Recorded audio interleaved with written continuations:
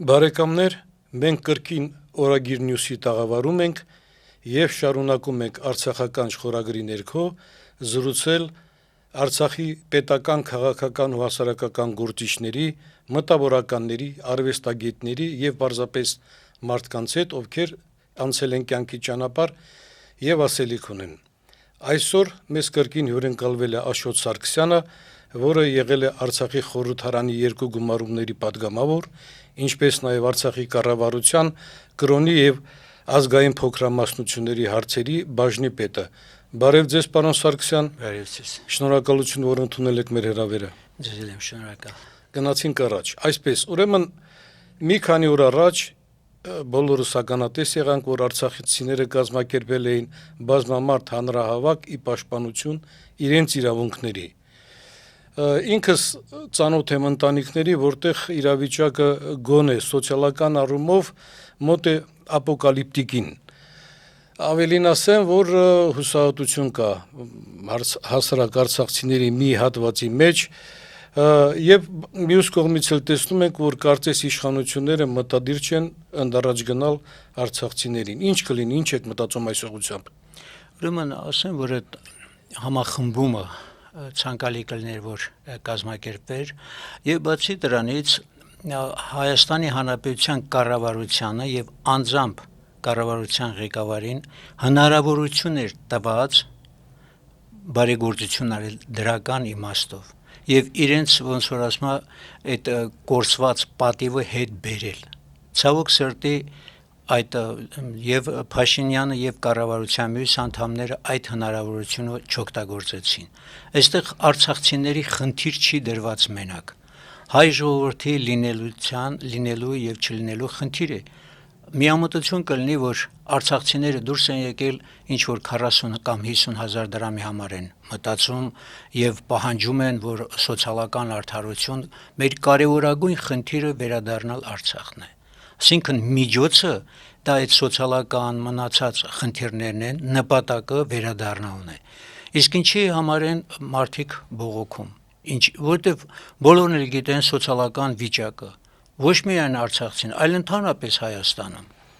Աղքատության շեմը շատ բարձր է Հայաստանի Հանրապետությունը ի տարբերություն մյուս երկրների, մեր տարածաշրջանի երկրների։ Թող վերցնեն նորից ուշադիր ընթերցեն, ուսումնասիրեն, հասկանան ինչ է տեղի ունենում։ Եվ եթե այդ սոցիալական հարցերը, ինչպես արդեն իրենք պատասխանել են, հնարավոր չէ լուծել, ապա դա արցախցիների համար, իրոք շատ ընտանիքների համար վճռական է լինելու եւ հնարավորության դեպքում գաղթելու են, որը դա բերելու է հերթական անգամ ազգային աղետի։ Ոչ թե որ արցախցիները գնացին Հայաստանը կործանվելու, այլ հոգևոր տեսանկյունից դա արդեն ամենամեծ աղետն է լինելու։ Եթե քո հարազատներին դու չես ընդունում որպես հարազատի, հիշում եք շարժման առաջին օրերին Մայր Հայաստան միանը, եթե մայրը իր որդուն, հարազատ որդուն չի ընդունում, դա արդեն ամենամեծ անբարոյականությունն է։ Ցավով արձանագրենք, որ փաստորեն ստացվում է, որ իշխանությունները արցախցիներին այսպես ասենք, հասարակությանը լիարժեք ինտեգրվելու համար ամեն ինչ չի որ անում են։ Իհարկե, պատկերացրեք այն ամենաէլեմենտար բանը, որ ասում է բոլոր արցախցիները, եթե ուզում են աշխատեն, պիտի Հայաստանի Հանրապետության քաղաքացիություն ընդունեն։ Լավ, ենթադրենք բոլոր արցախցիները Հայաստանի Հանրապետության քաղաքացիություն էլ ընդունեցին, բնակարաններով ապահովեցին եւ սկսեցին այստեղ ապրել։ Իսկ Արցախ վերադառնալու խնդիրը։ Եթե մենք բնակարաններով այստեղ ապահովվել ենք եւ Հայաստանի քաղաքացի ենք դառել, արդեն ինչպես իրենք են ասում, Արցախի հարցը լրիվությամբ կփակվի։ Ես այդ օրինակը միշտ բերում եմ, իմ հորեղբայրս եկել է այստեղ, որ համասարան ընդունվի, չի ընդունվել, մնացել է այստեղ աշխատել, հիմա այդ նույն կարգավիճակը, ինչ որ հիմա մեզ պարտադրում են, իմ հորեղբայրը այդ կարգավիճակում, ասենքան ինքը չի ուզում վերադառնալ, որտեղ այստեղ արդեն բնակվում է այդ նույնն էլ Արցախի Հանրապետության բոլոր քաղաքացիները, մանավանդ եթե մենք քաղաքացիություն ընդունեցինք եւ սկսեցինք այստեղ ապրելը, մեր բոլոր բնակավայրերը բնակեցնելու են ադրբեջանցիները, որտեղ չմոռանանք 150,000 մարդը թուրքերի համար ինչ է։ Յուրաքանչյուր ընտանիքում 5-6 երեխա մի քանի տարվա ընթացքում որ ասում են այստեղ 300,000 տեղափոխում են։ Արցախ կտեղափոխեն ու կտեղափոխեն։ Որտեւ այստեղ արդեն այսպես կոչված իրենց ասած որ պաշտպանության խնդիր պետք է լինի, չգիտեմ, դպրոցներ, բան, բայց այնտեղ իրանց արդեն ինչ ուզենան այնտեղ էլ կարան անել էլի։ Այնպես որ ես զարմանում եմ, ասենք ոչ թե զարմանում եմ, ինչ պիտի սպասենք Նիկոլ Փաշինյանից եւ նրա համախոհներից։ Երբ Արցախը դավաճանել են, ծախել են եւ չգիտես։ Եվ օրինակ ճիշտ ասած որ շատերը մեզ քննադատում են որ այդ ելույթների ժամանակ ինչու մի քիչ խիստ չենք եղել, իրոք պետք է ճշմարտությունը ասենք։ Այդ մարդիկ որ Արցախը հանձնել են, բնական չի որ դրանք չեն էլ մտածելու մեր տեղափոխման կամ սոցիալական հարցեր լուծելու։ Դրանց համար ավելի հեշտ կլինի որ բոլորս տեղափոխվենք ինչ որ միտեղ։ Ասել եմ ես նորից եմ կրկնում սոցիալ նախարարության երբ գնացել ենք հանդիպել երկու նախարարի տեղակալներն են եղել միգրացիա վարչության պետը այն ժամանակ էլ եմ ասել հիմա էլ եմ ասում Հայաստանի Հանրապետության այսպես կոչված իշխանավորներ եթե դուք ի վիճակի չեք մեզ Արցախից տեղահանված բռնի տեղահանված ցեղասպանված ազգաբնակության մասին հոգալու, եթե դուք ի վիճակի եք 20-30 հազարի մասին մտածելու, դիմեք ՄԱԿ-ի փախստականների հանձնակատարին եւ ներկայացրեք, որ դուք ի վիճակի չեք, իրենք կամ մեզ կտեղափոխեն իրենց ցանկացած վայրը, կամ էլ կֆինանսավորեն։ Այդ խնդիրը այնքան է բարձ խնդիր, ես զարմանում եմ, որ իսկականից մինչև հիմա առաջարկում ենք, բացատրում ենք, որ միջազգային օրենքների համապատասխան աշխատեք, կա համապատասխան ՄԱԿ-ի կոնվենցիաներ եւ մնացած փախստականների վերաբերված, տեղահանվածների, ցեղասպանվածների համար ամեն ինչ կա, կան համապատասխան օրենքներ, իրավական դաշտ տեղափոխեք, հարցը լուծեք։ Ցավոք սրտի չեն անում։ Այսինքն չեն ցանկանում, ոչ թե ընդհանրապես չեն ցանկանում։ Իրենց նպատակն է արցախցիները չկան, չկա խնդիր։ Դա իրենց խնդիրը։ Ինչպես հասկանում եմ, դուք նկատի ունեք նաև, որ հենց իր վարչապետի շրջապատն էլ անելիք ունի իներ դիրքորոշում ունենալու իրավունք չունի, միգուցե նաև նրանցից պետք է նախաձեռնություն բխի, այո։ Գիտեք, ինձ համար ինչն է զարմանալի, որպես նախկին падգամավորի։ Կառավարությունը 21-26 թվականների ծրագիր է ներկայացրել Արցախ բաժին հատուկ նշված, որ պետք է արցախցիների մասին հոգան, Արցախի պատկերացրեք եւ հետարքիրը որն է ներկայացած ծրագիրը կոչվում էր 1-2 կետ Ղարաբաղյան հիմնախնդիր եւ մանրամասն նշված է Ղարաբաղյան հիմնախնդրի վերջնական կարգավորումը կառավարությունը տեսնում է ԵԱՀԿ Մինսկի խմբի համանախագահության ներքո Լեռնային Ղարաբաղի վերջնական կարգավիճակի հստակեցմամբ հայտնի սկզբունքների եւ տարրերի այդ թվում ինքնորոշման իրավունքի Արցախի հետ պատերազմյան վերականգնումը խնդրում եմ ուշադիր լսեք տնտեսական կյանքի աշխուժացումը տեղահանված բնակչության սոցիալական խնդիրների լուծումը դեռ 21-26 թվականին նախատեսված է եղել որ մշակութային եւ կրոնական ժառանգության պահպանումը լինելու է կառավարության ուշադրության կենտրոնում եւ Ղարաբաղյան հիմնախնդրի բացառապես խաղակարգավորման համար առանցքային կարևորություն ունի ԵԱՀԿ Մինսկի խմբը Արցախի եւ Արցախի ժողովրդի անվտանգությունը կշարունակի ապահովել պաշտպանության բանակը Ռուսաստանի Դաշնության խաղաղապահների հետ միասին պիտի օգնեն որ մենք մնանք Արցախում եւ գոյատևենք արդյոք կատարվել իսկ եթե չի կատարվել հարգելի Հայաստանի Հանրապետության падգամավորներ այդ թվում նաեւ ՔՊ-ական падգամավորներ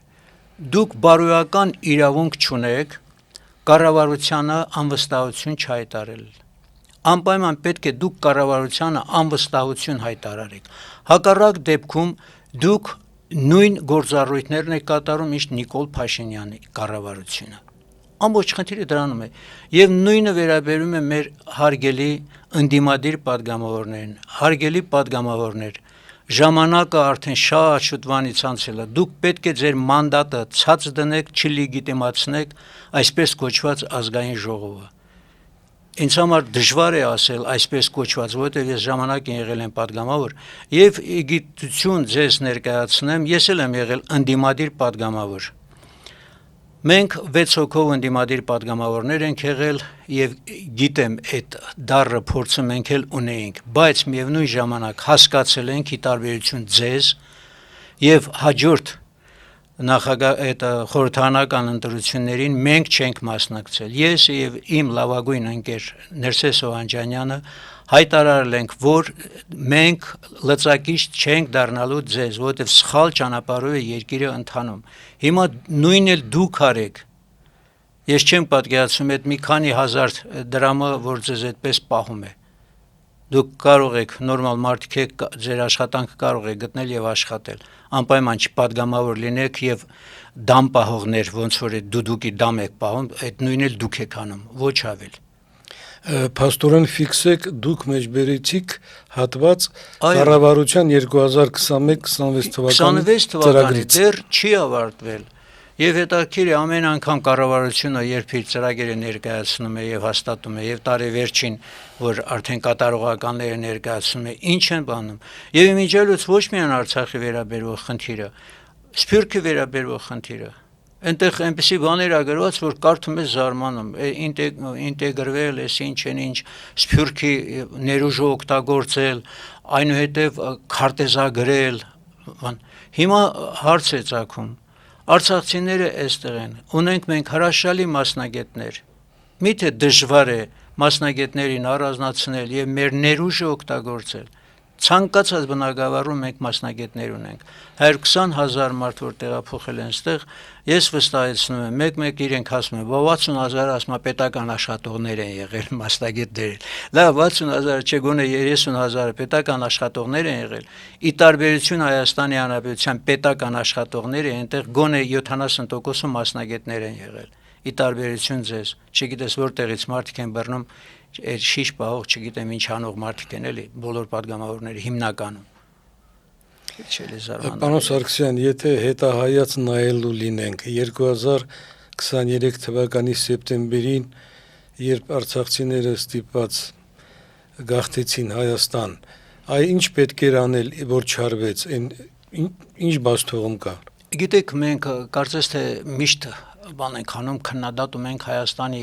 իշխանություններին, ազգային ժողովին, մոռանում ենք, որ մենք էլ ունենք այս պահի դրությամբ իշխանություն Հայաստանի Հանրապետությունում։ Կապ չունի այդ իշխանությունը Հայաստանի Հանրապետության իշխանությունների կողմից ընդունում են, չեն ընդունում։ Ուրեմն, երբ 24 թվականի տարեսկզբին էր, հանդիպեցինք Հանրապետության նախագահին, այն ժամանակ ես հանրային խորհրդի որպես անդամ այդ նույն հարցը բարձրացրել Արցախցիների համախմբման կարևորագույն խնդիրը համախմբվել միայն ու միայն կարող ենք տեղական ինքնակառավարման մարմինները վերակենդանացնելով ազգային ժողովի գործունեությունը ակտիվացնելով իսկ մենք ինչ ենք արել մինչև հիմա ուրեմն ես չեմ ուզում ինչ որ մեղադրանքներ ներկայացնեմ Մարդիկ հիմնավորում են, որ ճիշտը հասարակական կազմակերպությունների համախմբումն է։ Դա ես ասեմ, նպատակը որն է քաղաքացիական հասարակություն ստեղծելը։ Խորհուրդ կտայի Հորմուզի կոնվենցիան մի լավ ուսումնասիրեն նման մարդիկ։ Քաղաքացիական հասարակության խնդիրը որն է։ Նախ եթե արցախցիները Հայաստանի Հանրապետությունում ստեղծում են քաղաքական հասարակություն։ Քաղաքական հասարակության խնդիրը իշխանությունների ինչ որ գործողությունների հավասարակշռումն է։ Որ իշխանությունների հետաքրքիր Հայաստանի Հանրապետության թե Արցախի Հանրապետության։ Դրա համար այդ բանը իրանք էլ օգտագործել են եւ մինչեւ հիմա շահարկում են։ Եվ ինչ է ստացվում։ Փաստորեն եթե վերցնենք այն որ Քաղաքասարակությունը պետք է մասնակցի ըստ օրենքի ազգի համար վճռորոշ որոշումները ընդունելիս։ Հայաստանի Հանրապետության քաղաքասարակությունը միթե մասնակցել են 4 գյուղերի հազմանը կամ մնացած սահմանադրական այդ խախտումները, որ կատարում է Փաշինյանի կողմից, միթե մասնակցել են։ Հիմա հարց է ծագում, եթե Հայաստանի Հանրապետության քաղաքասարակությունը չի մասնակցել Արցախի քաղաքասարակությունը ոնց կարող է Հայաստանի Հանրապետության ինչ որ մի բան ուղղորդել։ Դրա համար եմ ասում, ճիշտ ճանապարհով չենք գնում։ Ի սկզբանե էլ ասել եմ եւ հիմա էլ եմ ասում, մենք պետք է ստեղծենք նախկինում համայնքներ ա եղել, այդ նույն համայնքները պետք է վերակենդանացնենք եւ ակտիվ գործունեություն պետք է ծավալի հայ առաքելական եկեղեցին։ Մոռացել են, որ մենք ունեցել ենք թեմ, ունեցել ենք ծխեր, ծխական խորհուրդներ, թեմական խորհուրդներ եւ կարեւոր համախմբման հենց լծակ այդ երկուսից երկն աշխարհիկ եւ հոգեվոր համայնքների համատեղ գոյությունը Հայաստանի Հանրապետությունում։ Իսկ շատերը ասում են, դա այդպես ստացվում է պետության մեջ պետություն։ Հարգելիներս, դա պետության մեջ պետություն չէ։ Դա արցախցիների համախմբումն է, նպատակը որն է։ Նպատակը այն է, որ մենք համախմբված պետք է լինենք, որ համախմբված էլ կարողանանք վերադառնալ Կենսունակության դիմադրության օջախներ։ Այնքան էլեմենտար բան է, ես օրինակ զարմանում եմ, էլի շատերը ասում են, բայց դուք ինչու եք ձեզ գերադասում։ Գերադասելու խնդիր չկա։ Մեր նպատակը Արցախի գենաֆոնդի յուրահատուկ մշակույթի եւ բարբարների պահպանումն է, դա է խնդիրը։ Եթե այդ կարևորագույն օղակները չպահպանվեց, արցախցիները այսպես կոչված ձուլումով Հայաստանի, դա ինձ համար շատ դեպքում այնքան է զարմանալի, որ ասում դուք չեք ուզում ինտեգրվեք։ Իսկ ինչ է նշանակում, մենք ինտեգրված չենք Հայաստանի Հանրապետության, նույն մշակույթն են, ամեն ինչը նույնն է, չէ՞, լեզու, գիր, գրականություն նույնն է։ Ինչ ինտեգրման խնդիր կա այստեղ։ Համար ասում ենք, բացատրում ես, զարմանում ես, գիտեք ցավալին որն է, մի հետաքրքիր բարեկամ ունենք, ասում է մեր բարեկամներից ես մի անգամ մի փոքր բաներ են ասում, խիստ նեղանում եմ, որովհետեւ բոլորն են խելոք են։ Հիմա ես ոնց կարաս չզարմանաս եւ չջղայնանաս այդ մարդկան, որովհետեւ խելոք են, ասես թե միամտությամբ են անում, չէ, միամտությամբ ոչ մեկը միամիտ չէ, բոլորն էլ ծրագրավորված նպատակային անում են։ Ոնց որ մեր ցեղասպանությունը կազմակերպեցին, բլոկադա նպատակական բան չէր։ Այստեղ շատերը այդ որ հանդիպում ես դա եմ ասում, ձեր արցախցիները մի տեսակ ուրիշ են դարել, ասում են բլոկադան, նա մարդկանց ոնց որ ասում են ներողություն արտահայտության գազանացրել են մարդկանց։ Մարդը մի կտոր հացի համար ամեն ինչի պատրաստ էր։ Ես մի օրինակ եմ, ցավալի օրինակ եմ բերել, տեսել եմ մեկը ծխախոտ է վերցնում, ասում եմ, երիտասարդ ես, էլի ինչու ես վերցնում, ասում է, ախր չեմ կարողանում։ Ասում Արցախում եղել է դեպք, մանկական սնունդը բերել է ծխախոտի հետ փոխել։ Ասում նման դեպք էլ ա եղել։ Դա ենք ասում, մարդիկ ինչ վիճակ պիտի հասնեն, որ երեխայի մանկական սնունդը տարել է ծխախոտի հետ փոխել։ Դրա համար եմ ասում, արցախցիների շատ դեպքում մեղադրում են, ասում են դուք ձեզ լավ չեք պահում, որովհետև նման վերաբերմունքին նման ձևով պիտի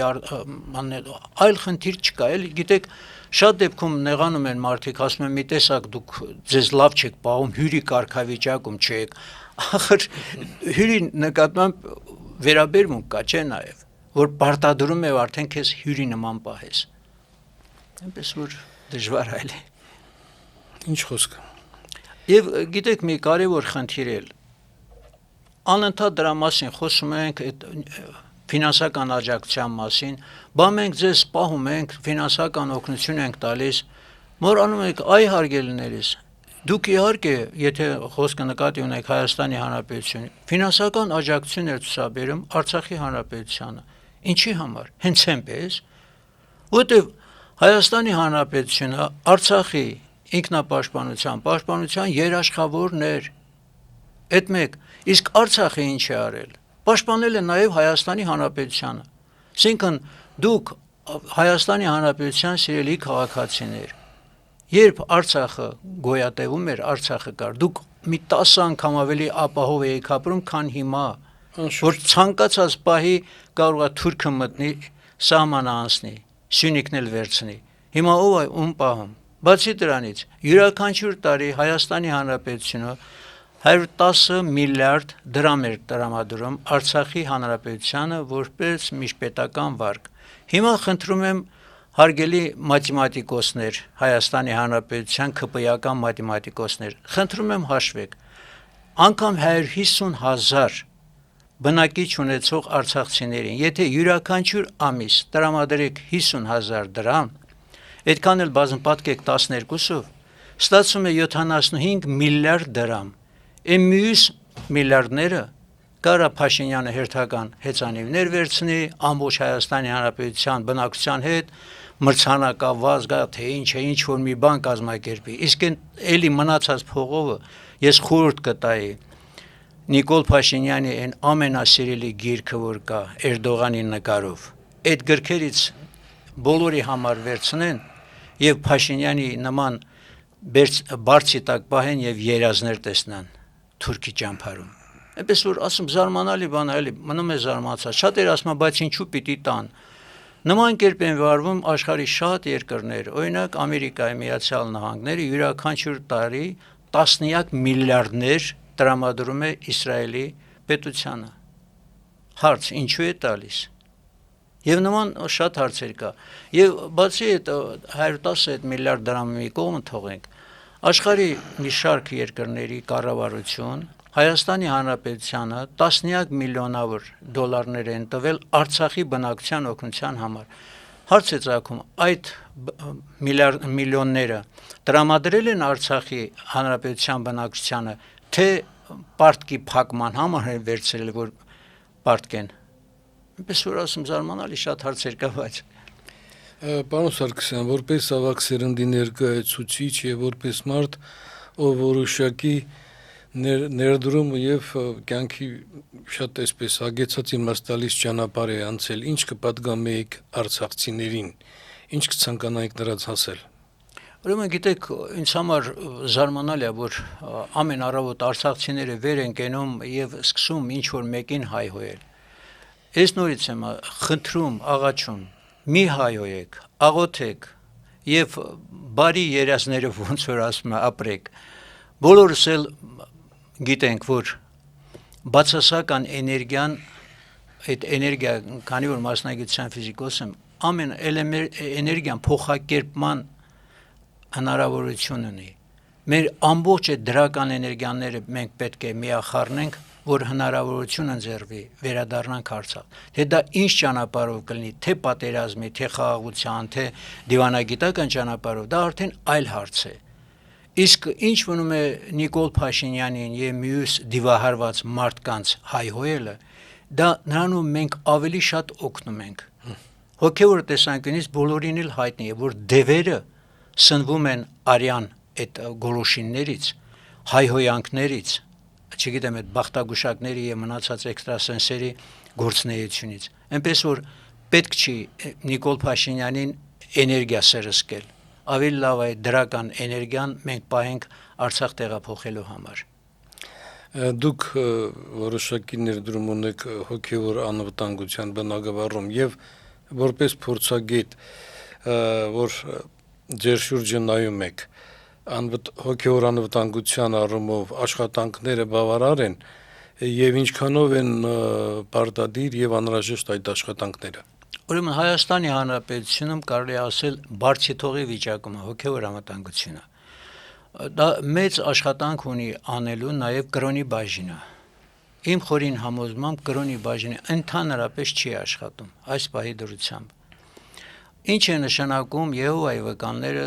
ցանկացած փողոցում կանգնած քարոզություն են իրագործում։ Հարգելիներս, հարգելի ոստիկաններ, դուք դա ձեր պարտականությունն է։ Իրավախախտումները նկատեք, արձանագրեք եւ թույլ չտաք։ Հայաստանի Հանրապետության խղճի եւ կրոնական կազմակերպությունների մասին օրենքում գրված է. Հայաստանում գործում է հայ առաքելական եկեղեցին եւ մյուս կրոնական կազմակերպությունները գրանցում եւ գործում են իրենց համայնքի շրջանակում։ Իսկ ինչ է նշանակում ազատորեն քարոզել։ Միթե Հայաստանի բոլոր քաղաքացիները Եհովայի վկաններ են կամ այլ կրոնական կազմակերպության ներկայացուցիչներ, որ ազատորեն քարոզում եք դուք։ Այդ մեկ, երկրորդ կարևորագույն խնդիրը, որ ցանկացած քահանա ճեմարան ավարտելուց հետո նա պետք է դառնա ոչ թե եկեղեցու հոգևոր հովիվ, ինչպես իրենք են ասում, այլ ծխական համայնքի ղեկավար։ Ծուխ պետք է ստեղծի։ Հարգելի քահանաներ, դա ձեր պարտականությունն է, խնդրում եմ կարդացեք, բացի դրանից դուք պետք է զբաղվեք հոգևոր քարոզությամբ, ոչ միայն եկեղեցում, այլ ձեր տարածքում, ձեր տված բնակավայրերում, դա ձեր պարտականությունն է։ Հարգելի եպիսկոպոսներ, ես օրինակ զարմանում եմ, որ եպիսկոպոս հոգևոր քարոզությամբ չի զբաղվում, չունի թեմական խորհուրդ, բայց ինչ որ հանդիպումներ է կազմակերպում եւ մնացած։ Եթե փոքրի մեջ դուք հավատարիմ չեք, մեծը անիմաստ է շարունակել այդ գործը։ Ես հիշում եմ ձեր Արցախում պաշտոնավարման ժամանակ, եթե չեմ սխալվում, Եհովայի վկաները ձեզ դատի էին տվել, նույնիսկ Կանադայից դատապաշտպան էին, չէ՞։ Այո, իհարկե, տարբեր երկրներից։ Ինչով ավարտվեց այն ժամանակ։ Դե իհարկե, գիտեք, այդտեղ կարևորագույն խնդիրը, որ եղել է, այն է, որ իրավական տեսանկյունից, ճիշտ ասած, շատերը ինձ հաշվում են որպես ֆիզիկ, բայց մոռանում են, որ 9 տարի ես Մարդու իրավունքների հանձնաժողովում եմ եղել, սովորական հասարակ բանից ռեֆերենտից մինչև հանձնաժողովի նախագահ, իմիջիալոց մի հայտնի իրավաբանի ես ասել եմ, էլի դուք 6 տարի կամ 5 տարի ուսանել եք, դուք սովորաբար քննությունների այդ բաների պատրաստում եք եւ մոռանում, բայց այդ 9 տարին ինձ հնարավորություն ա տվել ես եւ միջազգային իրավունք ուսումնասիրեմ եւ մյուս օրենքները եւ բոլորը ամեն ինչը նախապատրաստեմ դատապրոցեսներին, որ կարողանամ մասնակցել եւ մեր հայ ազգի շահերը պահել, որովհետեւ եթե այն ժամանակ էլ աղանդավորները Արցախում գրանցվեին, ասեմ, որ ոչ մի աղանդավորական կազմակերպություն Արցախում չի գրանցվել։ Եվ ես երբ падգամավոր էի Եհովայի վկաների իրավական խորհրդատուն, որ եկավ հանդիպեցինք, եւ դա իմիջիալոց դատապրոցեսի ժամանակ ասել է, որ դուք այն ժամանակ հանձնաժողովի նախագահ եք եղել, ասել է, քանի որ ես հանձնաժողովի նախագահ եմ, ոչ մի աղանդավոր չի գրանցվելու։ Հիմա կառավարությունում եք աշխատում, բնական է դուք այնտեղ օրենք եք ընդունել, այստեղ էլ իրագործում եք։ Չէ՞ դա դժվար է։ Պարոն Սարգսյան,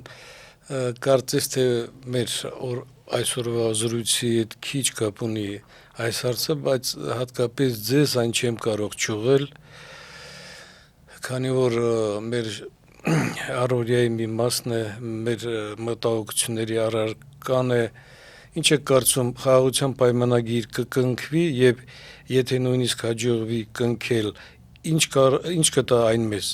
ինչ կարելի է սպասել նրանից։ Գիտեք, ընդհանրապես աբսուրդ է խաղաղության պայմանագիր։ Ով է կնքում, ինչ պայմաններով են կնքում, 17 կետ ա եղել, 17-ն էլ համաձայն են կետերից եւ ոչ մեկը Հայաստանի շահերից չի բխում։ Այնուհետև բացի դրանից իրենք լրացուցիչ ինչ որ պայմաններ են առաջարկում, չգիտես ինչ որ մարդկանց պետք է ձերբակալ են ուղարկեն Բաքու եւ մնացած, ախր աբսուրդ է, նման բան չի լինում։ Եվ բացի դրանից թող մարդիկ վերցնեն գոնե պատմություն մի քիչ ուսումնասիրեն։ Երվանդ Սակավակյաց։ Ինչի համար է Սակավակյաց։ Որտեւ ինքը հասկացել է, որ ժամանակին պիտի հրաժարական տա։ Իսկ այս մարդ, չգիտես, աթոռի կպած է, թե հատուկ ինչ որ սոսնձած, չգիտես ինչ։ Նման մարդը իրավունք չունի ընդհանրապես հայության անունից խոսելու։ Ես նորից եմ ասում, ցանկացած մարդ, եթե պաշտոն է զբաղեցնում, ցանկալի կլինի, որ նախապես հոգեբանների մոտ գնան, հոգեբուժների մոտ գնան, համապատասխան փաստաթուղթ ունենան եւ ղեկավարեն երկիրը։ Բացի դրանից աշխարհում չկա մի երկիր, որի ղեկավարը թերուստ լինի։ Գոնե բարձրագույն կրթություն պիտի ունենա մի մարդ։ Հեծանիվ քշելով երկիր չեն ղեկավարում։ Աբսուրդ է, ասում, ես զարմանում եմ, որ նման մարդն էլ գնում է ինչ որ խաղաղության պայմանագիր, կամ օրինակ Արարատ Միրզոյան։ Ախր բոլորն եք հո կենսագրությունը քեզանից լավ գիտեն։ Նման մարդի ինչ խաղաղության մասին է խոսքը եւ իրենց ելույթները այն կամահարանքով խոսելու բան, այդ ցեզ ով է իրավունք տվել հայ ազգին այդպես վիրավորեք։ Ես կարող եմ այսպես հասկանալ, որ դուք նկատի ունեք, որ խաղաղության պայմանագիր ստորագրելը դեռ չի նշանակում, որ կլինի խաղաղություն։ Իհարկե, ախր այդ նույն Փաշինյանը 1000 անգամ կրկնում է, որ որ ստորագրենք, դա չի նշանակում, որ պատերազմը չի լինի։ Բայց ինչի համար է ստորագրում։ Եվ ախր ովքեր են երաշխավորելը, երաշխավորները ովքեր են, ամբողջ խնդիրը դրանում է։ Նախկինում Ռուսաստանը այսպես կոչված երաշխավորել, Ռուսաստանի հենց ներկայությամբ մեր դեմ ցեղասպանություն կատարեցին եւ տղաանեցին։ Դա իհարկե մենք չենք կարող ասենք, բա գիտեք, ռազմաքաղաքական ղեկավարությունը էս ինչ են ինչը։ Այո, մեր եւ Հայաստանի ռազմաքաղաքական ղեկավարությունը մեղք ունեն դրանում։ Դա իհարկե դա կա։ Իսկ ինչ մնում է մեր հարևան երկրների, այդ թվում նաև Ռուսաստանի հետ նորմալ հարաբերություն պահելը ում մեղքն է, որ Ռուսաստանը մեզ հերթական անգամ լքեց։ Դա բարձ չի։ Իրանի Իսլամական Հանրապետության հետ այս պայդուրությամբ ինչ հարաբերություն ունենք։ Դա է ամբողջ խնդիրը։ Դրա համար ասում ենք, այն ոնց որ ասում եմ, մարդն է այնպես էլ իր ընկերն է, էլի, դա հայտնի բան է։ Ասա ով է ընկերդ, ասեն ով ես դու։ Պարոն Սարգսյան, կա թեմա, որի մասին կուզենայիք խոսել, բայց ես հարց չեմ հնչեցրել։ Ինչ կուզենայիք ավելացնել։ Չէ, դե գիտեք, այսօր մայրության եւ գեղեցկության օրն է։ Դա մենք պարտավոր ենք նշելու մեր մայրերի, քույրերի, աղջիկների օրն է այսօր։ Մի հետաքրքիր փաստ, որ շատերը մոռանում են դրա մասին նշել, ես նախկինում գիտեք, որ եղել եմ հեթանոս, եւ այսինքն ես հեթանոսությունից չեմ հրաժարվել մեր ազգային ավանդույթների տեսանկյունից, որտեղ հիմնականում հեթանոսական են։ Այսօրը նաեւ նանեի դիցուհու օրն է, ծնված օրն է։ Դրա համար ես նորից նաև մեր հեթանոս քույր եւ եղբայրներն եմ շնորհավորում այդ կարևորագույն տոնի կապակցությամբ եւ ցանկանում եմ մեր հայերին, ընդհանրապես հայուհիներին, բոլոր հայուհիներին ողջախոհ լինեն, սիրեն իրենց ազգը եւ ես նժդեից ավել լավ բառ չեմ կարող, իրոք որ իրենց ափերի մեջ է մեր ապագան։ Իսկ բոլոր Արցախի հայուհիներին ցանկանում եմ բարի վերադարձ Արցախ։ Իսկ մենք տղամարդիկս էլ մեր հերթին լինենք այնքան բարձր, որ նրանց հնարավորություն չտանք մտածեն ճիշտ ենք մենք թե սխալ։ Այո, իհարկե, բացի դրանից ազգի արժանապատվությունը դա տղամարդկանց արժանապատվությունով է բնորոշում։ Շնորհակալություն։ Ձեզ էլ եմ շնորհակալ։ Բարեկամներ, ես Կարեն Միրզոյանն եմ, կհանդիպենք։